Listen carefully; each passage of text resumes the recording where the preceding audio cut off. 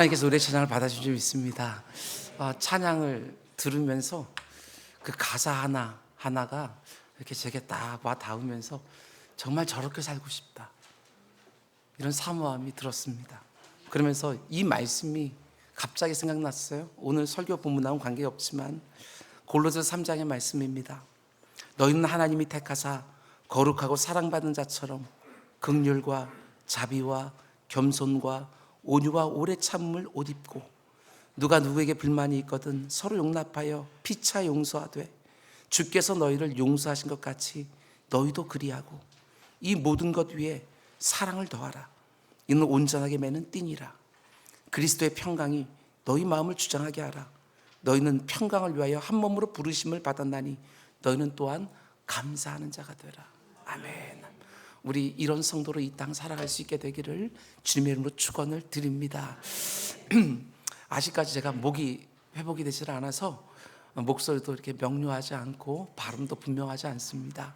여러분들 오늘 말씀 들을 때 좀 더 주의해서 말씀 놓치지 않고 하나님의 음성으로 받는 시간 되기를 원합니다.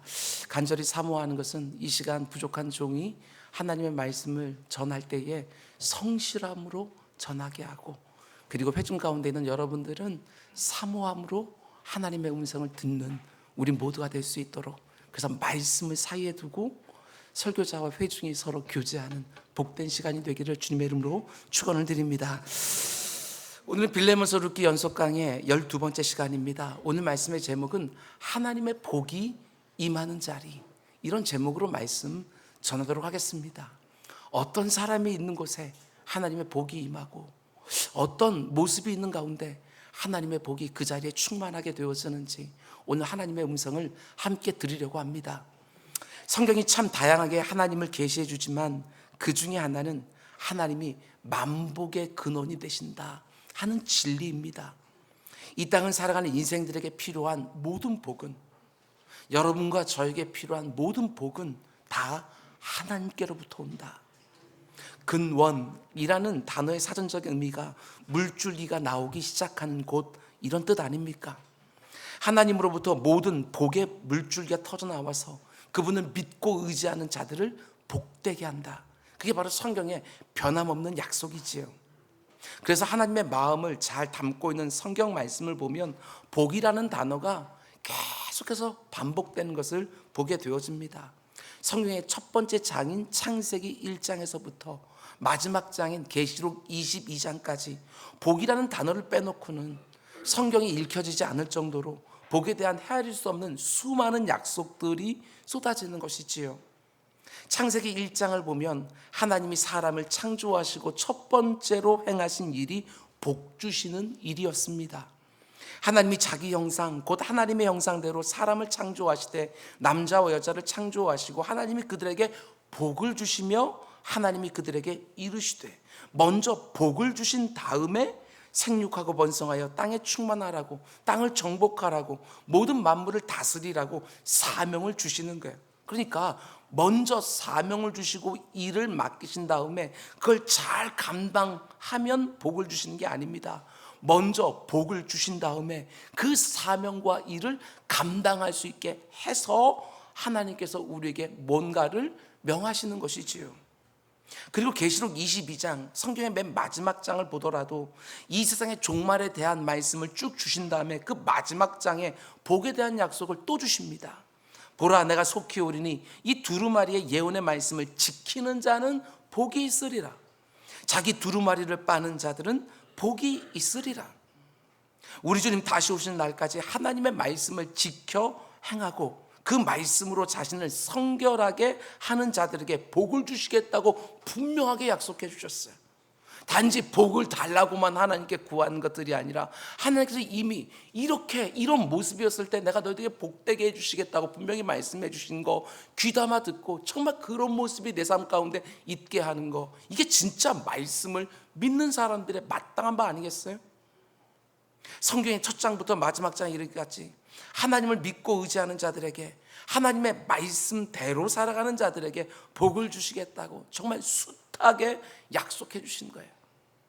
하나님이 우리에게 약속해 주신 복은 있어도 되고 없어도 되는 것이 절대로 아닙니다. 하나님의 복이 없는 인생 절대로 제대로 살 수가 없는 거예요. 하나님의 복이 주어지지 않으면 우리의 삶에 맛도 없고 멋도 없고 재미도 없는 거예요.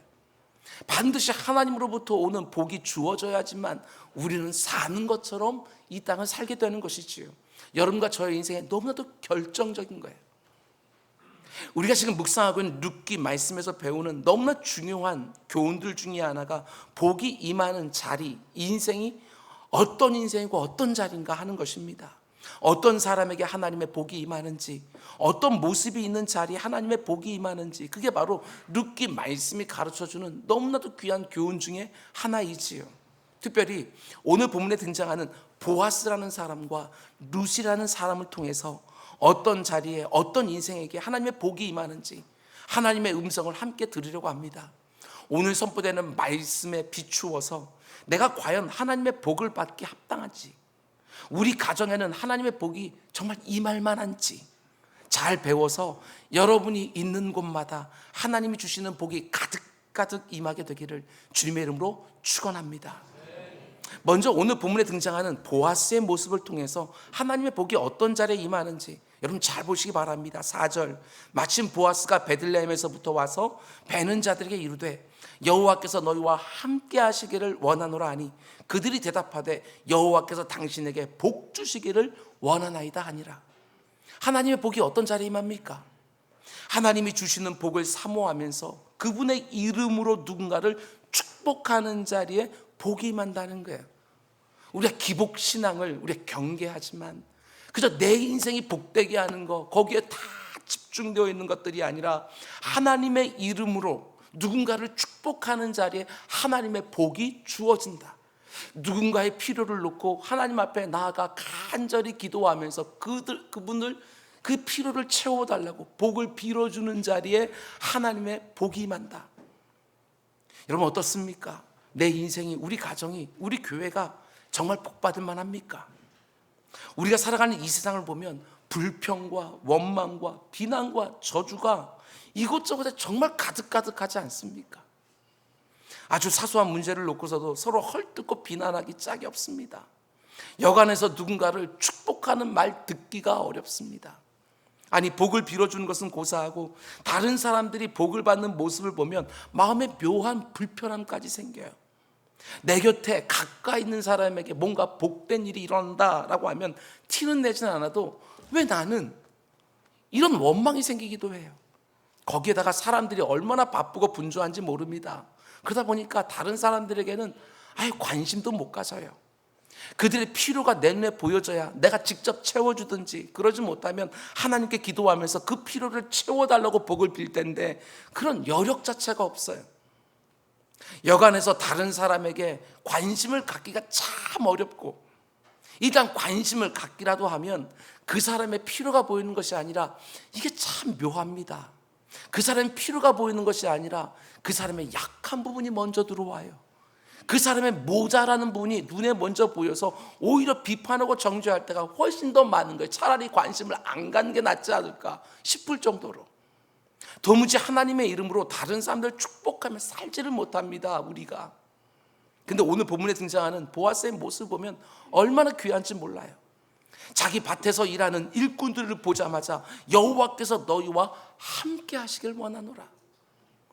여러분들 사업하신 분들 계십니까? 여러분과 함께 하고 있는 그 직원들에게 여러분 복을 빌어주고 있으십니까? 그러자 그 일꾼들이 어떻게 화답하지요? 여호와께서 당신에게 복 주시기를 원하나이다. 하나님의 이름으로 서로를 위해서 복을 빌어주고 있는 장소, 거기에 바로 하나님의 복이 임한다. 건강하게 성장하고 부흥하는 교회는 틀림이 없습니다. 서로를 향한 축복이 반드시 있는 거예요. 헐뜯고 비난하고 뾰족뾰족한 말들이 거침없이 오고 가는 교회, 절대로 그곳에 하나님 주시는 부흥과 성장과 성숙의 복이 임하지를 않는 거예요. 우리가 서로 교제할 때마다 입을 열어 다른 사람들을 축복하고, 우리가 기도의 자리에 나아갈 때마다 어렵고 힘든 지체들을 놓고 하나님의 이름으로 축복할 때 그곳에 하나님의 복이 응답으로 주어지는 것이지요. 무조건 듣기 좋은 말만 해야 된다, 그런 말이 절대로 아닙니다. 언제든지 다른 사람들의 유익을 진실하게 구하는 내 마음의 중심, 이게 반드시 있어야 된다는 거예요. 보아스의 모습을 보면 자신의 밭에서 일하고 있는 하인들에게만이 아니라 룻이라는 여인에게도 똑같습니다. 먼저 12절 말씀 보면 여호와께서 네가 행한 일에 보답하시기를 내가 원하며 이스라엘 하나님 여호와께서 그의 날개 아래에 보호받으러 온 네게 온전한 상 주시기를 내가 원한다고. 룻을 처음 만나는 자리입니다. 그런데 처음 만나는 자리 이전에 6절과 7절 말씀 보면 종들이 룻을 놓고 이렇게 보아스에게 말을 합니다.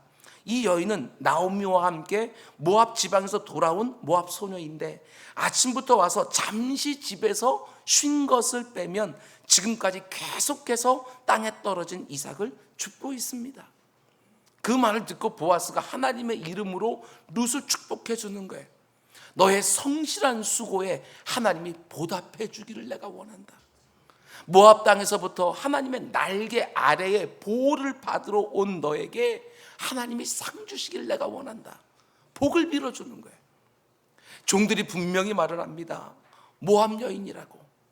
이스라엘 사람들이 개처럼 여기고 지옥의 땔감처럼 여기고 사람 취급도 하지 않는 그 이방 여인이에요.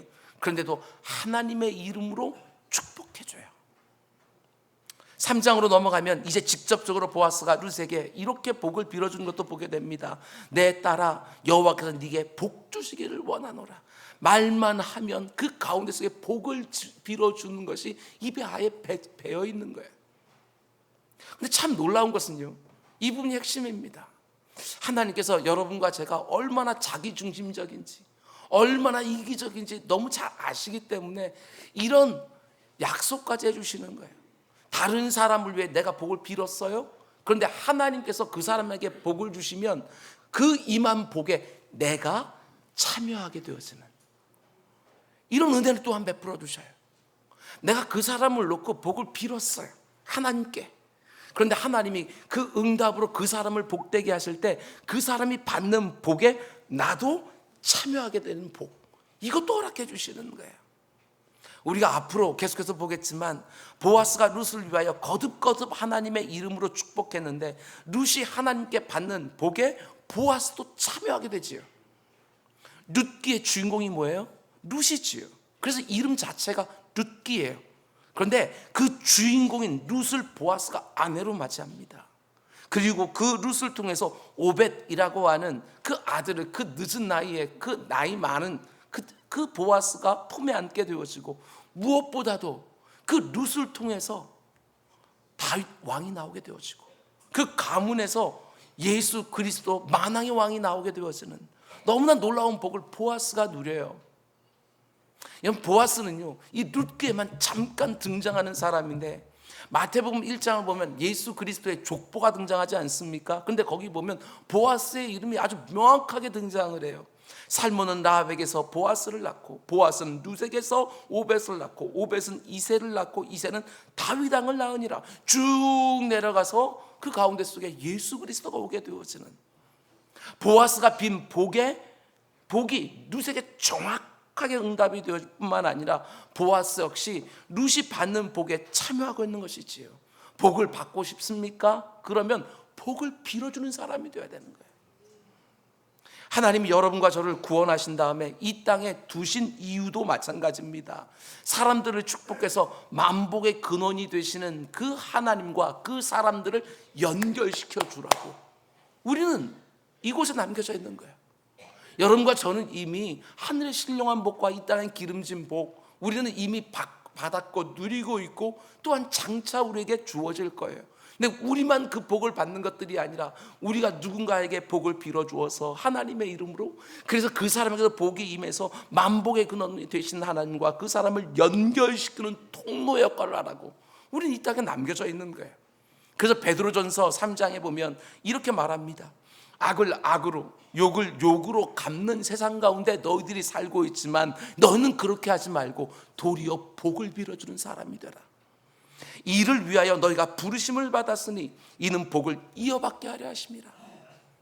여러분과 제가 이 땅을 살아가면서 반드시 해야 되는 사명은 하나님의 이름으로 복을 빌어서 사람들을 복되게 하는 일이라는 거. 내가 어디에 있든지 누구를 만나든지 절대로 잊으면 안 되는 거예요. 그 일을 위하여 우리는 부르심을 받은 거예요. 내가 사업을 하고 있습니까?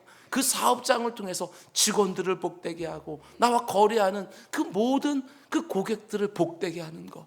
어떤 물건을 만들고 있습니까? 그 물건이 가는 곳에 그 사람에게 유익이 있게 하고 그 사람을 복되게 하기 위한, 우리 성도들은 그런 소명을 가지고 그런 사명으로 살아가는 거예요. 누군가를 가르치는 자리에 있습니까? 그 가르침을 통해서 그 앞에 있는 학생들을 인생을 복되게 하는 거. 우리는 그렇게 사는 거예요. 심지어 나에게 악을 행하고 욕을 하는 사람에게까지 복을 빌어주라고. 나에게 해코지하는 사람이라고 해도 절대로 악을 악으로, 욕을 욕으로 되갚지 말고 도리어 복을 빌어주라고. 어떻게 그렇게 할 수 있습니까? 나에게 선대하는 자에게 내가 선대할 수 있는 거, 그건 할 수 있지만, 그것도 버거울 때가 많이 있지만, 나에게 욕을 하고 나에게 악을 행하는, 해코지 하는 그 사람을 어떻게 내가 복을 빌어줄 수 있습니까? 여러분, 우리는 그렇게 말하는 사람들이 아니에요. 하나님께서 복을 빌어줘라 라고 말하면 그 상대가 누구든지 간든지 복을 빌어주면서 우리는 그 말씀에 순종하면서 하는 사람들이지, 거기서 내 감정을 앞세우는 것이 아니라 그 말씀 앞에 내 감정은 굴복시키고 하나님이 축복하라고 하면 축복하며 우리는 사는 거예요. 그러면 어떻게 준다고 약속해 주십니까? 복을 이어받게 해주신다고. 복을 이어받는다, 이게 무슨 뜻입니까? 원문을 직역하게 되었으면 그런 사람들까지도 네가 복을 빌어주며 살면 네가 하나님의 복을 반드시 받게 되리라, 이렇게 말씀하는 것이지요. 다르잖아요. 우리 맨날 말하는 것처럼 이 세상과 다르게 분명한 다름과 차이가 있게 살려고 하는데, 악을 악으로 갚고 욕을 욕으로 갚으면 무슨 차이가 있겠어요? 오른뺨을 치면 왼뺨까지 돌려대는 그 주님의 말씀을 그저 듣기 좋은 윤리한 대목으로 들으십니까? 아니면 내가 반드시 순종해야 되는 말씀으로 듣고 있습니까? 우리는 그렇게 이 땅을 사는 사람들이 아닌 것이지요. 나에게 해코지하는 사람에게 마저 내가 복을 빌고 있다고 한다면, 그렇지 않은 다른 사람들 대할 때는 말할 것도 없지요. 모든 사람들을 복되게 하기 위하여 이 땅을 살아가는 복의 통로들, 그게 바로 성도들이지요. 그러면 하나님께서 나를 복되게 해주신다, 이렇게 말씀하시는 거예요. 여러분, 얼마나 다른 사람들을 하나님의 이름으로 축복하며 살고 계십니까? 지난 한 주간 내 입에서 나오는 말 가운데 속에 복을 빌어주는 말, 축복하는 말들이 얼마나 있으셨습니까? 제 자신만 해도 문제가 참 많습니다. 사람들을 축복하라고 이렇게 목회의 자리에 딱 세워놓으셨는데 그렇게는 잘 못하고, 티끌밖에 안 되는 문제도 마치 들보처럼 크게 보면서 그저 책망해서 교정하려고만 하는 이런 엉터리 같은 모습이 제 자신에게도 계속해서 발견이 되어지는 거예요. 하나님이 여러분과 저를 먼저 불러주셔서 하나님의 각양 좋은 복들을 먼저 허락해 주셨습니다. 참된 복이 하나님께로부터 온다는 거 우리로 알게 해주셨습니다. 그리고 만복이 되시는 하나님을 아직 모르는 사람들을 그분의 이름으로 축복해서 그들도 하나님의 복 받기를 원하시는 것이죠. 여러분과 저를 통해서. 혹시 내 문제부터 해결하고 다른 사람들 복되게 하면서 살아야 되겠다고 생각하는 분이 혹 있으십니까? 그렇지 않습니다. 그러면 절대로 우리는 이 땅을 복의 통로로 살 수가 없어요. 우리가 인생을 살아가면서 계속해서 배우는 것처럼 내 문제가 다 해결되는 때가 과연 오겠습니까? 절대로 그런 때는 오지를 않아요. 내 자신이 심각하게 망가져 있으니까 문제는 끊임없이 이어집니다. 어머니 모태에서 나올 때부터 우리가 고장나서 태어났기 때문에 고쳐도 또 나오고 고쳐도 또 나오는 거예요. 내 문제를 다 해결한 다음에 다른 사람들을 복되게 하는 것이 절대로 아닙니다. 내 문제는 어떻게 하라고요? 하나님께 맡겨 놓으라고. 하나님께서 가장 좋은 것으로, 가장 좋은 길로 인도해 주시고 공급해 주신다고. 그리고 너는 다른 지체들을 축복하고 유익을 구해 주라고. 너 억울한 거 내가 다 보고 있지만 그 모든 갚음도 하나님께 맡겨 놓으라고. 하나님이 심판자가 되는 것이지 너 스스로 심판자가 되지 말라고. 오히려 악을 선으로 되갚으라고. 그렇게 말씀해 주시지요. 그게 성도가 이 땅을 복되게 하는 방식인 거예요. 시편 109편 말씀 보면 이런 놀라운 구절이 있습니다. 여러분 경청하십시오. 그가 저주하기를 좋아하더니 그 저주가 자기에게 임하고 축복하기를 기뻐하지 아니하더니 복이 그를 멀리 떠나버렸다. 기가 막힌 말씀이에요. 입만 열면 다른 사람들 저주하고 비난하고 꾸짖고, 그러면 그 저주와 그 비난과 그 꾸짖음이 너에게 올 것이고, 축복하기를 기뻐하지 아니하면 하나님 주신 복이 너를 멀리 떠나버릴 것이다. 저주하는 자에게는 저주가 임하고 축복하는 자에게 축복이 임하고, 이게 바로 성경이 말하는 원리예요. 여러분과 제가 이 땅을 살아가면서 다른 사람들을 위하여 하나님의 이름으로 복을 빌고, 그렇게 다른 사람들에게 복을 빌고 있는데 그 복이 나에게도 임하는 경험, 여러분과 저의 경험이 꼭 될 수 있기를 주님 축원드립니다. 그럼 이제 두 번째로, 하나님의 복이 어떤 자리에 임합니까? 오늘 본문의 보아스가 보여주는 것처럼 아무리 작은 것이라도 섬김과 베품과 나눔이 있는 자리에 하나님의 복이 임한다고 말합니다. 오늘 본문에 등장하는 보아스의 모습을 한번 보시기 바랍니다. 보아스가 자신의 종들로부터 룻에 대한 이야기를 듣고 룻을 처음 만났을 때 어떻게 해줍니까? 8절과 9절 보십시오. 보아스가 룻에게 이르되 내 딸아 들으라. 이삭을 주우러 다른 밭으로 가지 말며 여기서 떠나지 말고 나의 소녀들과 함께 있으라. 그들이 베는 밭을 보고 그들을 따르라. 내가 그 소년들에게 명령하여 너를 건드리지 말라 하였느니라. 목이 마르거든 그릇에 가서 소년들이 기러온 것을 마실지니라 하는지라. 보아스가 먼저 자신의 밭을 떠나지 말라고 말하는데 왜 그렇게 합니까? 룻을 보호해 주고 싶은 거예요. 안전하게 지켜주려고 하는 것이지요. 추수하는 일꾼들이 그 당시 보면 이삭을 줍는 여인들을 희롱하거나 추근대는 경우들이 종종 있었는데, 내가 종들에게 엄히 말해 놓았으니까 이곳에서 이삭을 주우라고, 내 밭에서 이삭을 주우면 안전하다고 지금 그 말을 하는 거예요. 그리고 이삭을 줍다가 목이 마르면 소년들이 기러온 물을 마셔도 좋다고 허락해 주는 거예요. 여러분, 이삭을 줍게 해주는 것만은 너무나도 감사한 일인데, 자기 종들이 떠온 그 물을 마셔줬다고 허락해 주는 거예요. 그 뜨거운 팔레스틴 그 타작 마당 가운데 속에서 너무나도 큰 배려를 해주는 것이지요. 거기다 14절 말씀 보면 더 놀랍습니다. 식사할 때 보아스가 룻에게 이르되 이리로 와서 떡을 먹으며 네 떡 조각을 초에 찍으라 하므로 룻이 곡식 베는 자 곁에 앉으니 그가 볶은 곡식을 주매 룻이 배불리 먹고 남았더라. 밥 먹는 시간에 보아스가 앉아있는 그 식탁으로 룻을 초대까지 해주는 거예요. 굉장한 선대입니다. 단지 자기 밭에서 이삭을 주는 여인들 중에 하나로 보는 것이 아니지요. 추수하는 종들 중에 하나로도 보는 것이 절대로 아닙니다. 특별한 대우를 해주고 있어요. 그게 전부가 아닙니다. 자기 밭에서 추수하는 종들에게 심지어 이렇게까지 명령하는 걸 보게 되어져요. 15절과 16절. 룻이 이삭을 주우러 일어날 때에 보아스가 자기 소년들에게 명령하여 이르되 그에게 곡식 단 사이에서 줍게 하고 책망하지 말며 또 그를 위하여 곡식 다발에서 조금씩 뽑아서 버려 그에게 줍게 하고 꾸짖지 말라 하시니. 보통은 추수하는 사람들이 이삭을 베면서 앞으로 쭉 나아갑니다. 추수하는 사람들이 먼저. 그러면 좀 일정한 거리를 두고 그 이삭을 줍는 사람들이 그 뒤를 가면서 자기가 얻을 것들을 취하는 것이지요. 그런데 추수하는 사람들과 함께 가도 좋다고. 바로 그 옆에 추수하고 있으면 바로 그 옆에서 떨어지는 거 바로 주실 수 있도록, 그리고 책망하고 꾸짖지 말라고 종들에게 말한 거예요. 거기다 추수하는 종들에게 또 어떻게까지 말합니까? 이미 추수해서 바구니에 넣었어요. 그러면 넣은 것 중에서도 일부를 빼서 그 룻 앞에 던져놓으라는 거예요. 보아스가 이렇게 배려를 해줘요. 우리가 지난 시간에 본 것처럼 보아스는 유력한 사람이라고 했으니까 어떻게 보면 그게 큰 호의와 베품은 아닐 수 있어요. 그러나 룻의 입장에서 보면 어마어마한 은혜를 지금 입고 있는 거예요. 자신의 종들에게 명해서 이 여인을 괴롭히지 말라고, 곡식단 사이에서 줍게 해주라고, 일부러 이삭도 떨어뜨려 주라고, 자신의 종들이 기러온 물도 마시게 해주고, 심지어 자신의 식탁으로 초대해서 밥도 먹게 해주는 거예요. 굉장히 특별한 은혜를 베풀어줘요. 보아스가 왜 이렇게 하고 있을까? 혹시 여러분 가운데 속에 이렇게 생각하는 분이 계십니까? 룻이 아마 굉장히 이뻤을 것이다. 그래서 보아스가 이렇게 특별 대우해주고 있는 거 아닌가? 여러분, 성경을 그렇게 보는 여러분이 불량한 거예요.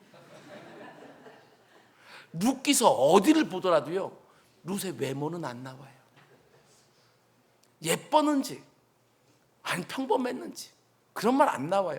구약 성경에 보게 되어지면 이쁘면 이쁘다고 말해요. 우리가 아브라함의 아내였던 사라나 리브가나 다 보게 되었지만 어여쁜 여인이었다고, 아름다웠다고 다 얘기를 해요. 근데 룻에 대해서는 그런 것이 일절 나오질 않아요. 그러면 보아스가 처음 보는 여자, 그것도 이방 여인인 룻에게 왜 이런 호의와 친절을 베풀어 줬을까? 보아스는 이미 룻에 대해서 종들에게 들었습니다.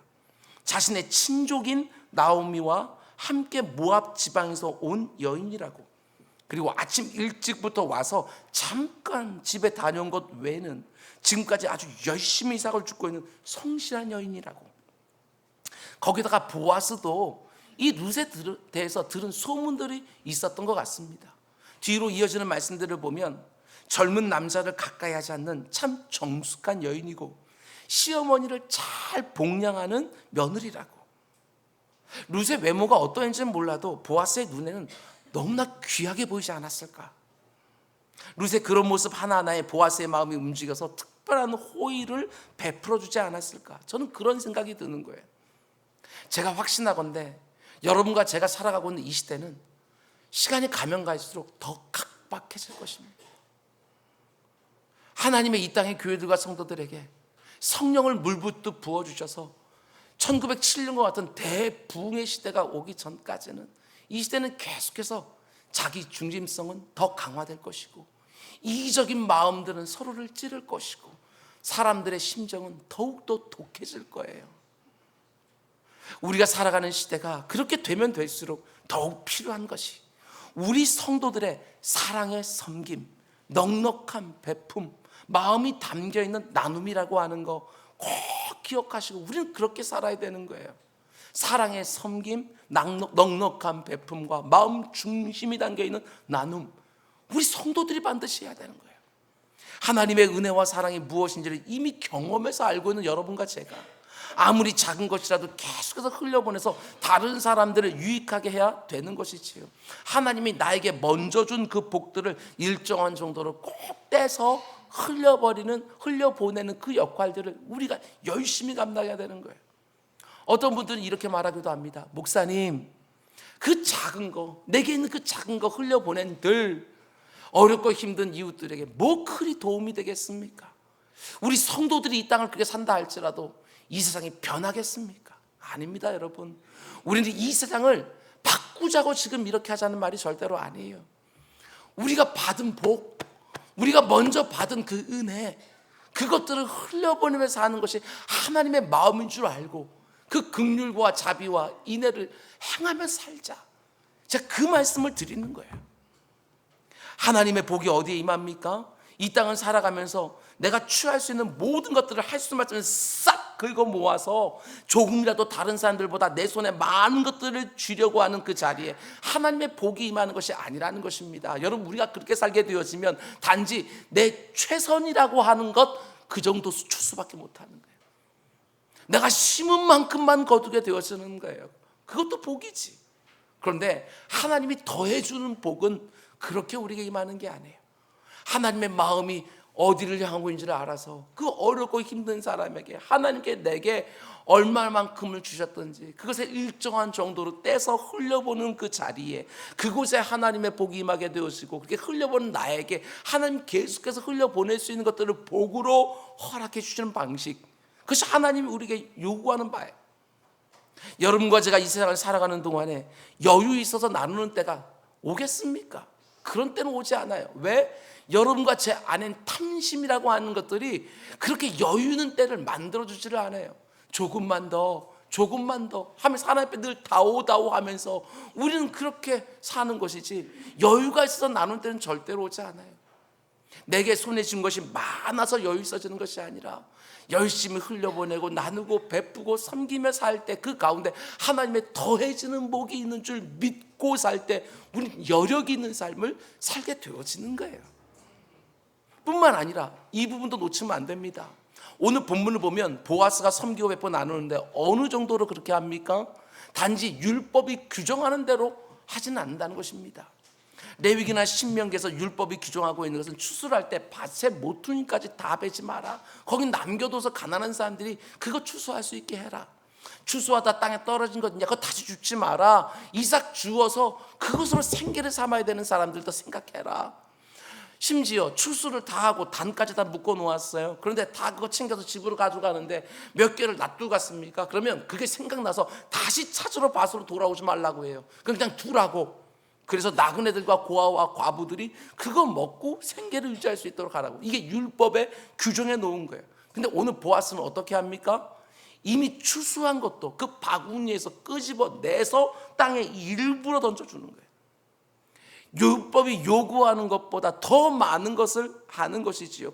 겨우겨우 율법이 명한 그 정도만 하는 것이 아닙니다. 여러분, 더 정확하게 말하게 되었으면 그렇게 힘들고 어려운 사람을 도우라고 하는 그 율법의 규정 속에 담겨있는 하나님의 마음이 뭔지를 지금 보아스가 아는 거예요. 어렵고 힘든 사람들을 향하여 하나님 안에 있는 그 긍휼과 자비와 인자라고 하는 그 모든 것들을 지금 보아스가 알고 행하는 것이지요. 율법이 규정하고 있는 그 토시대로 딱 하면 다 끝난 것이 전혀 아니고 그 율법 안에 담겨있는 하나님의 마음이 무엇인지, 너희들을 통하여 사람들과 이 세상이 복받기를 원하는 그 하나님의 마음을 알고 행하는 모습이 보아스에게 있는 거예요. 율법이 여러분과 저에게 뭔가를 요구할 때는요, 그거는 최소한의 것들이에요. 최상급의 것이 아니라고요. 예를 들면 여러분이 10의 1조를 구별하고 나면 나머지 10의 9조는 내가 원하는 대로 다 써도 된다? 그렇지 않아요. 그게 10의 1조 규정 가운데 담겨있는 하나님의 마음이 아니라고요. 그 모든 것들이 다 하나님으로부터 오신, 하나님으로부터 온 복이라고, 은혜라고 정말 고백하고, 그 신앙 고백을 담아서 10의 1을 하나님께 구별하고, 그리고 나서 10의 9조도 10의 1조처럼 사용하는 것, 이것이 그 율법에 담겨져 있는 하나님의 마음인 거예요. 10의 9조도 10의 1조처럼 사용하는 것. 내 손에 쥐어진 모든 것들이 다 하나님의 것이다. 하나님의 소유권을 인정하면서 그분의 긍휼하심이 잘 드러나도록 힘을 다해 섬기고 베풀고 나누면서 힘들고 어려운 사람들이 나를 통해 하나님의 복을 누릴 수 있게 하는 거예요. 보아스에게는 아주 작은 섬김과 베품과 나눔이지만 룻에게는 삶의 소망이 되었어요. 여러분의 작은 섬김과 베품과 나눔이 누군가에게는 내일의 소망이 얼마든지 될 수 있는 줄 알고 기회가 있을 때마다 힘을 다해 흘려보내면서 그 자리에 하나님이 부어주신 복을 모두가 함께 누리는 은혜가 더욱 풍성해지기를 주님으로 축원을 드립니다. 이제 마지막 세 번째로 하나님의 복이 어떤 자리에 임합니까? 첫 번째, 두 번째는요, 보아스의 관점에서 보았다면 룻의 관점에서 보시기 바랍니다. 보아스의 관점에서는 다른 사람들에게 복을 빌어주고 섬기고 베풀고 나누면서 그 자리를 복되게 했다면 룻의 관점에서 복이 어떻게 임합니까? 저는 이렇게 한마디로 정리했습니다. 하나님으로부터 혹은 다른 사람들로부터 배려와 친절과 은혜를 받을 때 보여주는 그냥 감사가 아닙니다. 감격 있는 감사가 있는 자리에 하나님의 더해 주시는 복입니다. 감격이 있는 감사가 있는 자리에 하나님이요 복을 주고 싶으신 거예요. 10절 말씀 보면 룻이 엎드려 얼굴을 땅에 대고 절하며 그에게 이르되 나는 이방 여인이거늘 당신이 어찌하여 내게 은혜를 베푸시며 나를 돌보시나이까 하니. 이어지는 13절 룻이 이르되 내 주여 내가 당신께 은혜 입기를 원하나이다. 나는 당신의 하녀 중에 하나와도 같지 못하오나 당신이 이 하녀를 위로하시고 마음을 기쁘게 하는 말씀을 하셨나이다. 룻의 관점에서 보면 하나님의 복이 어떤 자리에 임합니까? 은혜에 대한 감격이 있는 감사가 있는 곳에 하나님의 복이 임하는 거예요. 그냥 감사가 아니라 감격이 있는 마음 중심이 담겨있는 감사. 오늘 본문의 룻을 보면 보아스가 자기의 행한 그 모든 섬김과 베품과 나눔에 대해서 뭐라고 말하느냐. 10절 말씀 보십시오. 당신이 어찌하여 내게 은혜를 베푸시면 나를 돌보시나이까. 비록 보아스의 밭에서 이삭을 줍고는 있지만 여러분 어떤 면에서 보면요, 보아스의 밭에서 떨어진 이삭을 줍는 것은 룻의 당연한 권리예요. 율법이 규정하고 있으니까 그거 쫓아버릴 수 없어요. 그럼 율법을 범하는 것이 되니까. 땅에 떨어진 이삭을 줍는 것은 룻의 당연한 정당한 권리지요. 그런데 룻은요 절대로 그것을 자신의 권리라고 여기지 않아요. 어찌하여 내게 은혜를 베푸시고 어찌하여 나를 돌봐주십니까? 보아스의 그 작은 섬김과 베품과 나눔을 극한 감격을 가지고 감사를 표하고 있어요. 여러분이 이 땅을 살아가는 동안에 하나님의 복이 정말 나에게 임하기를 원한다면 여러분에게 가장 중요한 자질 중에 하나는 감격이 붙어있는 감사. 이걸 할 줄 알아야 돼요. 지금 룻의 모습을 보십시오.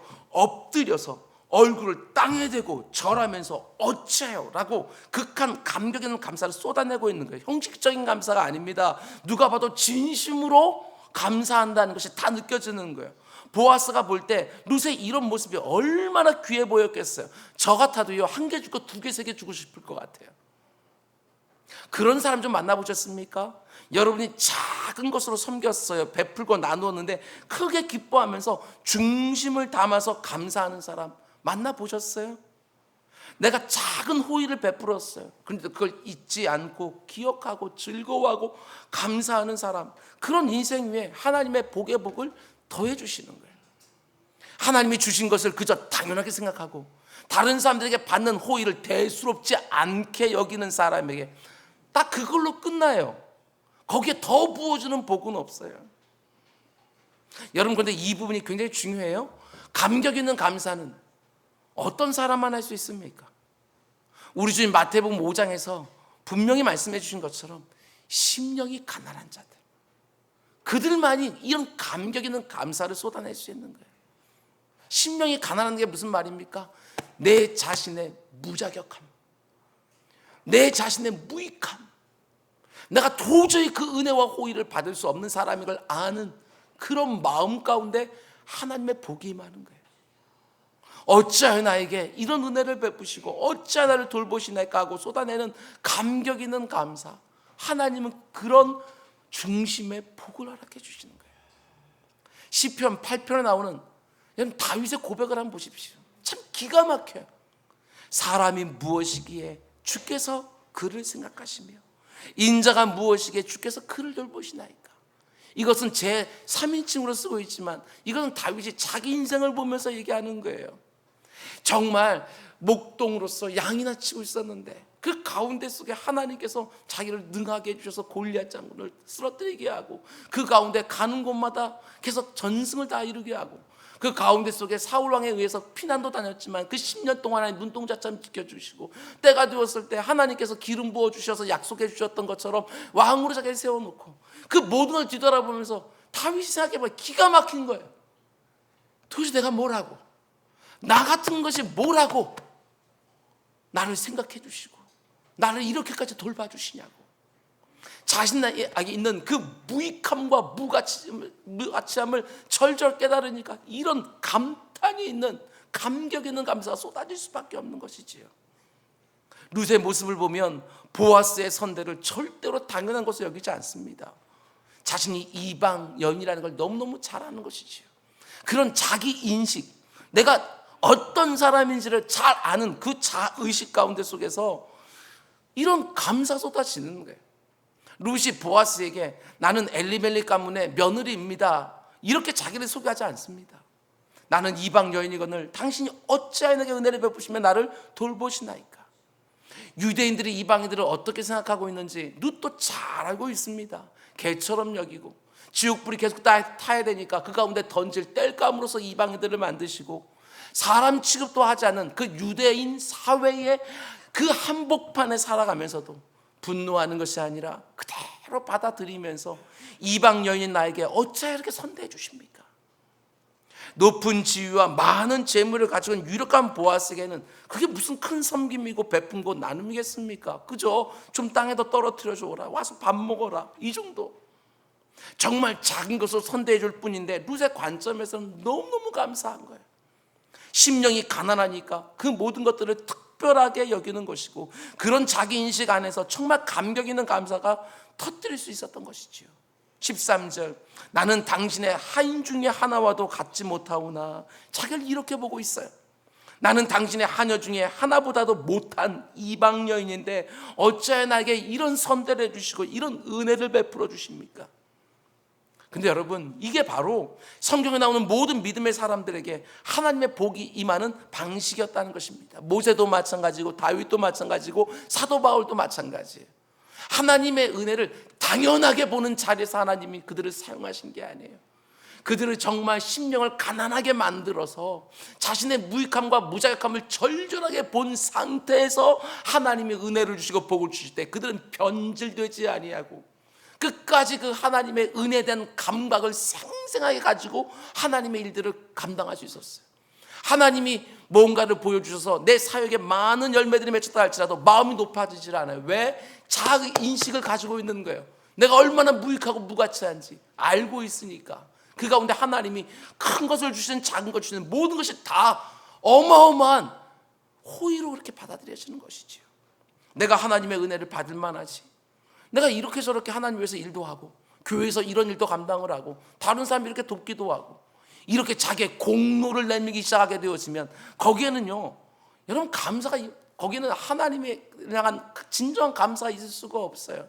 모든 것들을 당연한 나의 공로로 생각하는데 무슨 거기서 감격 있는 감사 쏟아지겠어요. 복을 주셔도 감사할 줄도 모르고 당연하게 여기는데 그 가운데 속에 무슨 감사가 있겠어요. 자신의 무익함과 무자격함, 하나님의 은혜를 받을 수 없는, 아무것도 하나님 앞에 자기를 주장할 것이 없는 자리에다 먼저 데려다 놓고 그 심령을 먼저 가난하게 만들어 놓고 자기에게 임한 하나님의 은혜가 얼마나 과분하고 과도한 것인지 절절하게 깨닫게 한 다음에 이 세상을 위한 복의 통로로 사용하셨던 거예요. 한번 성경에 나오는 그 인물들 한번 보십시오. 하나님께서 밑바닥에 다 떨어뜨리는 순간들이 곳곳에 나와요. 그래야지만 은혜에 대한 감각을 잃어버리지 않기 때문에. 제가 여러 번 말씀드렸지만 사도 바울의 고백을 보십시오. 그의 마음이 끝까지 변하지 아니하고 죽기 직전까지, 순교하는 그 전까지 어떻게 맡은 그 사명을 하나님의 은혜만 붙들고 감당할 수 있었는지, 아니 자신을 통해서 어마어마한 하나님의 기적이 일어나고 이곳저곳에 교회가 생기고 사람들이 허다하게 준 게 돌아오게 되었으면 뭔가 나의 공로도 내밀만도 한데 바울은 그런 모습이 안 보여요. 세월이 흘러가면 흘러갈수록 자신의 공로를 뭔가 해야 되는 것들이 아니라 오히려 더더욱 하나님의 은혜에만 매달리며 자기를 바라보고 있는 그 모습을 보게 되어져요. 사도 바울이 쓴 서신서들 가운데 비교적 초반기에 쓰여졌던 고린도전서 말씀 보면 자신에 대해 이렇게 고백하며 감격 있는 감사 쏟아냅니다. 나는 사도 중에서 가장 작은 자라. 나는 하나님의 교회를 박해하였으므로 사도라 칭함받기를 감당하지 못할 자니라. 예수님과 3년 동안 동고동락하면서 함께했던 다른 사도들과 자기를 아무리 비교해봐도요 너무너무 모자라는 거예요. 자기도 부활하신 예수님을 담에서 도시에 만났어요. 얼마든지 자신의 사도권을 주장할 수 있어요. 그리고 다른 사도들과 내가 동등하다고 말할 수도 있지만 그렇게 안 합니다. 주님의 몸된 교회와 성도들을 박해했던 그 이력이 그의 뼛속까지 딱 배어 있어서 늘 가난한 심령이 되겠던 거예요. 조금만 높아지려고 하면 네가 어떤 자니?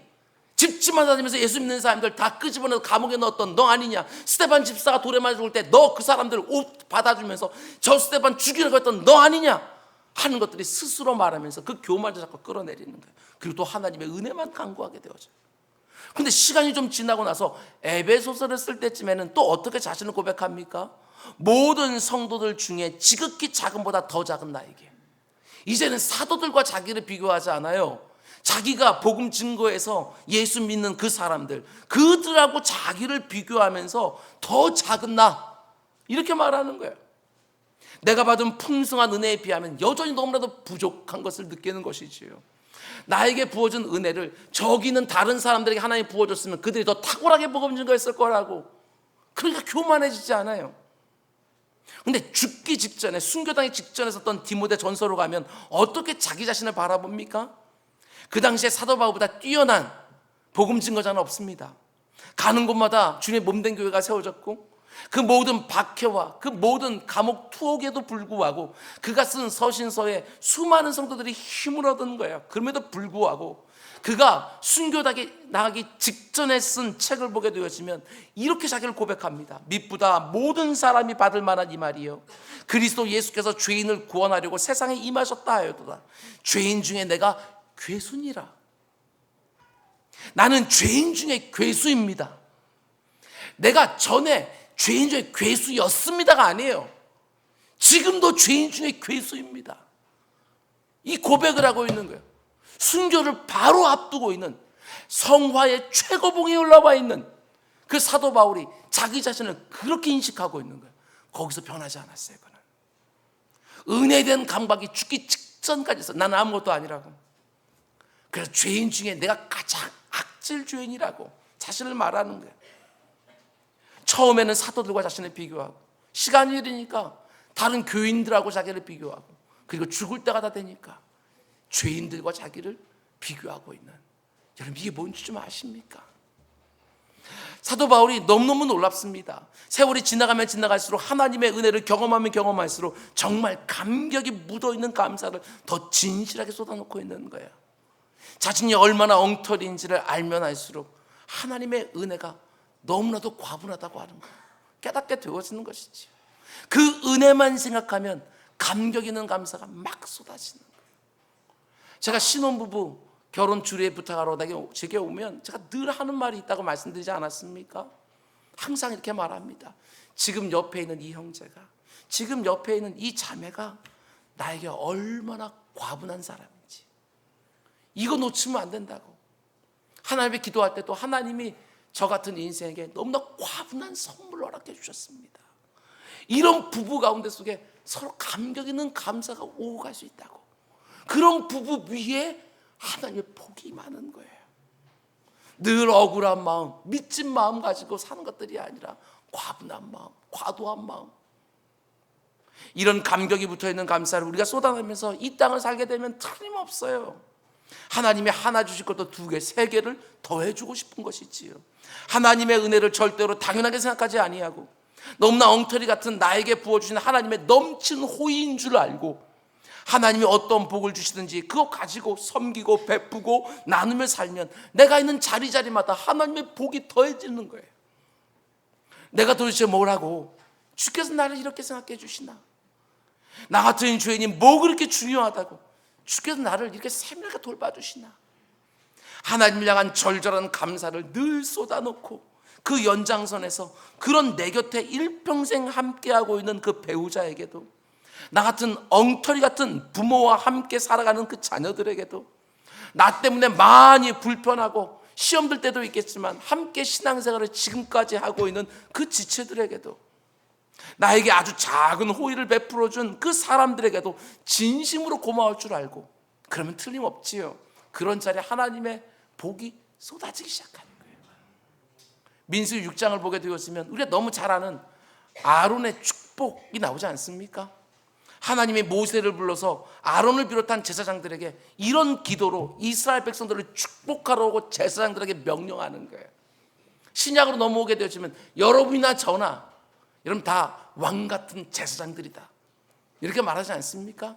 오늘 그 제사장, 그 직분을 가지고 옆에 있는 사람들, 앞뒤에 있는 사람들 축복하면서 이 말씀 마치려고 합니다. 지금 내 옆에 있는 사람들, 내 앞뒤에 있는 사람들 한번 고개를 돌려서 한번 보세요. 일단 보셔. 한번 이렇게 다 보셨어요? 9시에 보니까 쑥스러워서 차마 얼굴도 못 봐요. 지금까지 신앙생활 했으면서도 불구하고. 여러분 쑥스러워하지 말고 귀를 열어놓고 그 사람 얼굴 보고 있어요. 빨리 귀를 열어놓고 그 사람에게 제가 하는 대로 아론의 축복 기도를 가지고 서로 축복하겠습니다. 여호와는 너에게 복을 주시고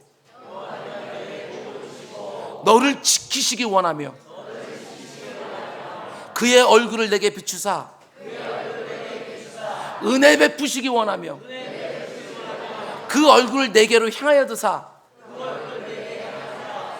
평강 주시길 원하노라. 아멘, 아멘. 여러분이 지금 서로에게 빌어준 복이 그 사람에게 임하고, 여러분 빌어준 복이 하나님으로부터 응답되어질 때 그 복에 여러분도 참여하기를 원하고, 그렇게 하나님 주시는 복이 이 자리에 가득하기를 원하고, 이 자리에 가득한 하나님의 복이 문지방을 넘어서 이 세상으로 이웃으로 계속 흘러나가서 어렵고 힘든 내 지인들이, 내 이웃들이, 내 앞에 있는 사람들이 힘을 얻게 되어지는 너무나 풍성한 그림이 여러분과 제가 살아가는 날들 가운데 속에 가득해지기를 주님의 이름으로 축원드립니다. 우리 기도하겠습니다. 사랑해 주님, 복을 빌어주는 사람으로 살게 해주십시오. 그저 원망하고 불평하고 아버지는 비난하고 저주하는 그런 사람들이 아니라 복을 빌어주는 사람으로 이 땅을 살게 해주셔서 아버지는 그 사람이 하나님의 복을 받을 때 나도 그 복에 참여하게 되어서는 그 감격 우리 모두에게 있을 수 있도록 인도해 주시옵소서.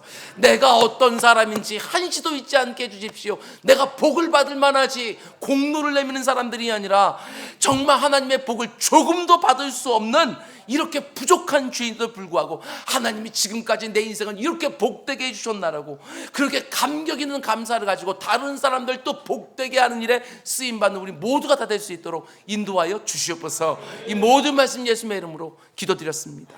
아멘. 오늘 말씀 생각하면서 우리 찬송가